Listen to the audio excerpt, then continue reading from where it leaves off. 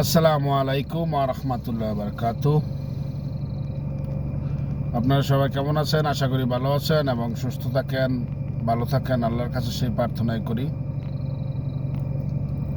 আজকে আমাদের প্রধান উপদেষ্টা ডক্টর ইউনূস সাহেব বলেছেন এবং বলতেছেন যে সংস্কারের পরে ইনশাল্লাহ নির্বাচন দেব। কি সংস্কার করবে? সংস্কার কি এটাকে বলে?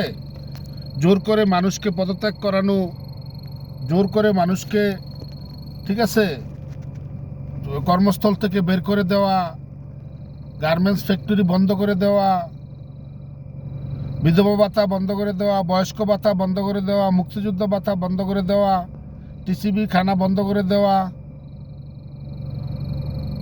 ইত্যাদি, পতাকা চেঞ্জ করা, জাতীয় সঙ্গীত চেঞ্জ করা, এগুলা কি সংস্কারের কাজ? দ্রব্যমূল্য ঊর্ধ্বগতি, এগুলা সংস্কারের কাজ? আমার বাবা একজন মুক্তিযোদ্ধা, চান্দিনা মহিষেল সেক্টর থেকে যুদ্ধ করেছেন। আমার চাচা আব্দুর রাজ্জাক যুদ্ধে শহীদ হয়েছেন।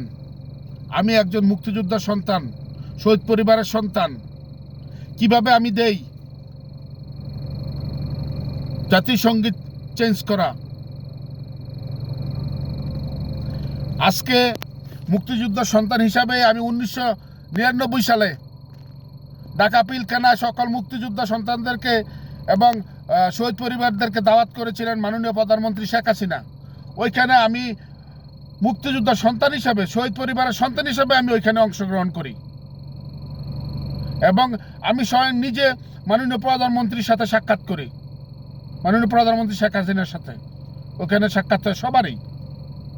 আমি একজন মুক্তিযোদ্ধার সন্তান হিসাবে এই দেশটা কারো নয়, এই দেশটা 30 লক্ষ শহীদের, এই দেশটা 2 লক্ষ মা বোনদের যারা ইজ্জতের বিনিময়ে এই দেশ পেয়েছে, এই দেশটা সকল মুক্তিযোদ্ধাদের, অন্য কারণ নয়। এই দেশটা বঙ্গবন্ধুর, এই দেশটা বঙ্গবন্ধুর, এই দেশটা মুক্তিযোদ্ধাদের, এই দেশটা সকল শহীদদের, এই দেশটা 2 লক্ষ মা বোনদের, আপনাদের নয়। আপনারা পতাকা চেঞ্জ করে ফেলবেন, দেশ সংস্কার করেন, সংসারের নামে দেশটা ধ্বংস করতেছেন। এত সুন্দর একটা সাজানো গুছানো দেশ আপনারা ধ্বংস করে দিচ্ছেন।